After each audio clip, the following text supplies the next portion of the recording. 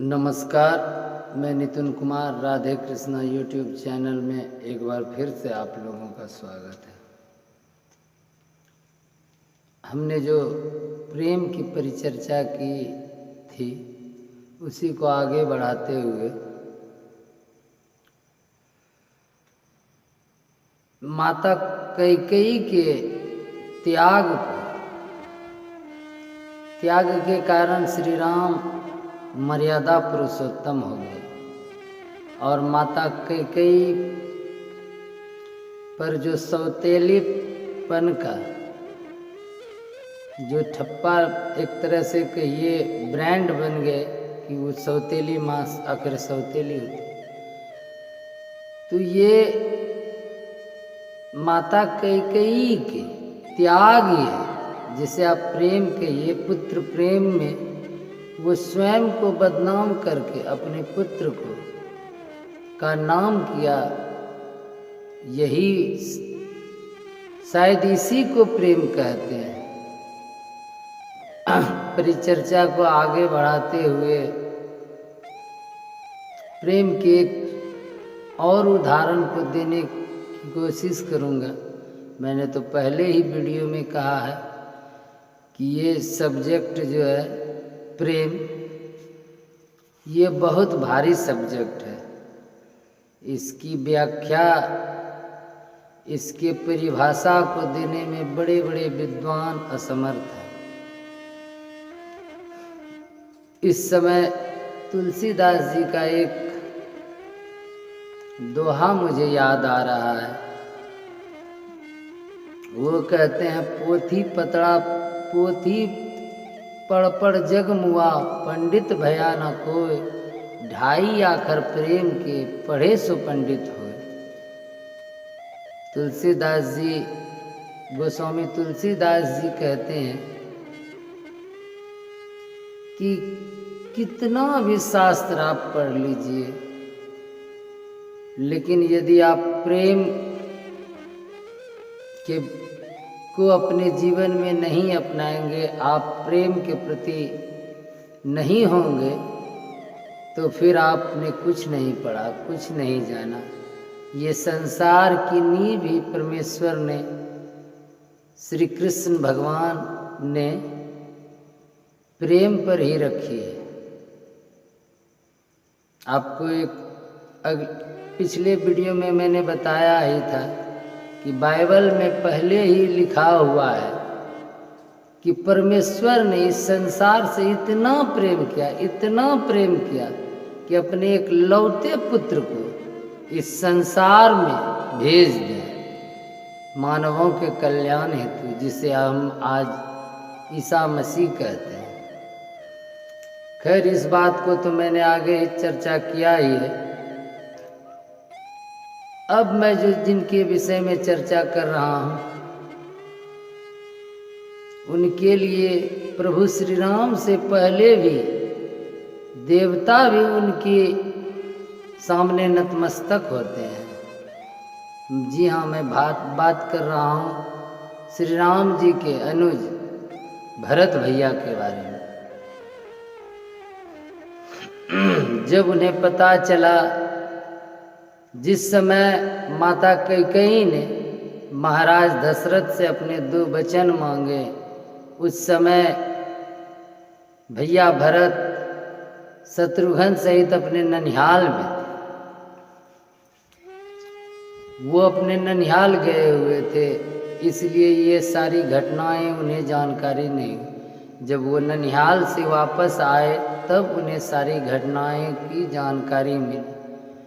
उन्होंने अब सब कुछ त्याग कर दिया और अपने भैया श्री राम के पीछे वो बन जाने के लिए आतुर हो गए। उन्हें मंत्रीगणों ने, सब ने समझाया, परंतु उसने किसी की एक ना सुनी। वो श्री राम से इतना प्रेम करते थे। वो कहते हैं, जिसका स्वामी स्वयं वन वन भटके और वो दास यदि राज्य करे और राज्य का सुख भोग करे, तो उससे नीच और पापी संसार में कोई नहीं। मैं तो अपने स्वामी का सेवक हूँ। मेरे लिए तो श्री राम मेरे पिता समान हैं, मेरे बड़े हैं, और मैंने उनकी दास्तां अर्थात उनके दास होना तो एक जन्म लेने से पहले और जन्म लेने के बाद ही स्वीकार कर लिया है। तो मेरे स्वामी जहाँ रहेंगे मैं भी तो वहीं रहूँगा। मेरे स्वामी बन बन भटकेंगे और मैं राज्य का इस ऐश्वर्य का सुख भोग करूँगा, ये एक दास को शोभा नहीं देता। वो अपने मंत्री गणों के साथ बन जाने के लिए तैयार होते हैं। तीनों माताएं उनके साथ जाती हैं, गुरु वशिष्ठ और उनके मंत्रीगण सुमंत और वशिष्ठ जी, और उनके साथ नगर के बहुत सारे लोग वन के लिए प्रस्थान करते हैं। सभी वन जाने लगते हैं। जब ये बात देवताओं को पता चलती है तो देवराजेंद्र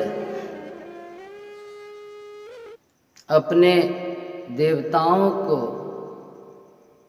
ये कहते हैं कि जाओ भैया भरत श्री राम प्रभु से मिलने के लिए बन जा रहे हैं, ध्यान रहे उनके मार्ग में कहीं भी किसी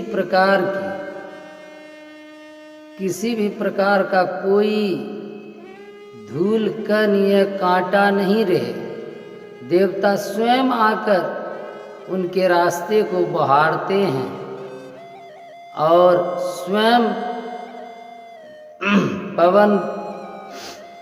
स्वयं वरुण देव जल का छिड़काव करते हैं, सुगंधित जल का छिड़काव करते हैं। ऐसा रामचरितमानस में गोस्वामी तुलसीदास जी लिखते हैं कि जिस मार्ग से प्रभु श्री राम गए उस समय देवताओं ने उस मार्ग पर किसी भी प्रकार का कोई कार्य नहीं किया। वहाँ जहाँ सामान्य लोग चलते थे उसी झाड़ियों और कांटों से होते हुए श्री राम वन के लिए प्रस्थान किए।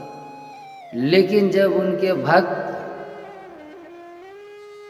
भैया भरत अपने लोगों के साथ वन में प्रभु श्री राम से मिलने जाने लगते हैं तो देवता उन मार्ग को सुसज्जित करते हैं, मार्ग की मरम्मत करते हैं, जल का छिड़काव करते हैं ताकि कहीं उनके इष्ट प्रभु श्री राम दुखी ना हो जाए। क्योंकि श्री राम तो अपने पर किसी भी मुसीबत को सह लेते हैं, क्योंकि वो तो स्वयं ईश्वर है। परंतु भगवान अपने भक्तों पर किसी भी प्रकार की कोई आपत्ति विपत्ति आ जाए तो उसे एक क्षण भी सहन नहीं करते हैं। तो इस प्रकार भैया भरत जी के चरित्र को गाना सबके बस की बात नहीं है। स्वयं गोस्वामी तुलसीदास जी रामचरितमानस में लिखते हैं कि शेष महेश सुरेश गणेश माता सरस्वती ब्रह्मा और महादेव सहित लिखते हैं कि ये भी भरत चरित्र को गा नहीं सकते। उनका चरित्र इतना महान है कि ये उनके चरित्र को गा नहीं सकते, तो मैं कौन कितना बड़ा विद्वान हूँ। तो इस प्रकार भरत चरित्र की एक झलक मैंने कहने का जो साहस किया भ्रात प्रेम के अनुरूप।